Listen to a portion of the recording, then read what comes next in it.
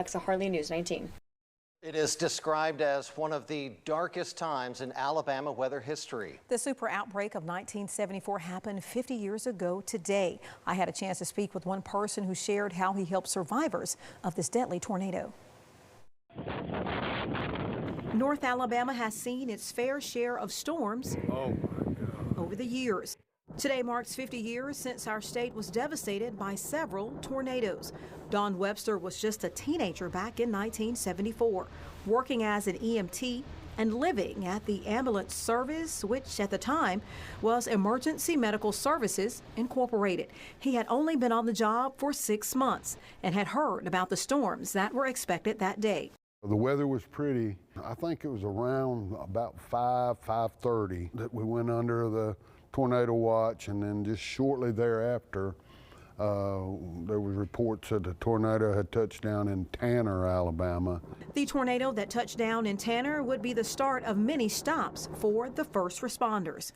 It happened quick, and it happened in all different directions. It happened in the north.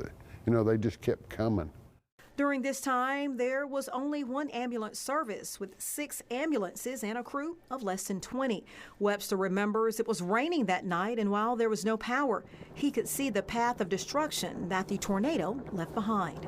One of the main things I noticed was just the mud on the dwellings, on the houses, and the barns. Mud was just packed. I mean, you know, it was just like somebody spray painted it with mud.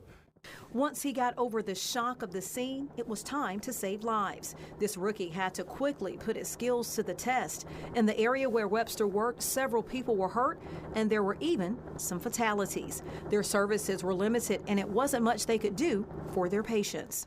And most of them were, you know, like you put a splint on a broken arm, a bandage over the, you know, bleeding and lacerations and stuff like that. But it was not near as in-depth as it is today. And speaking of today, you can find Webster working at HEMC, continuing his commitment of providing medical services to the people of Madison County. He wraps up that day with just a few words. It was pretty devastating. It was a long night. A long night that will live on in the minds of many people for many years to come.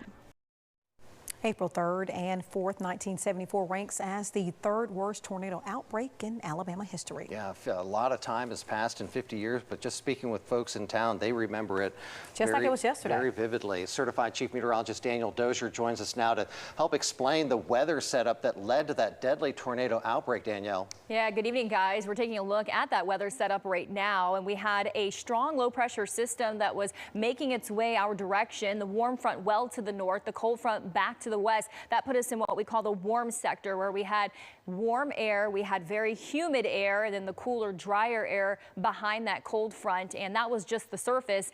At upper levels of the atmosphere, we had a strong jet stream that was approaching from the west, and what we call our low-level jet, which is a fast ribbon of moving air at about 5,000 feet that developed in the evening, and that can enhance the low-level wind field and lead to an increased tornado threat. Some of the tornadoes out there, we had 3 F5s, and you'll see the locations there at the counties on your screen. A couple of pictures with the bathtub just driven right into the ground from those tornadoes.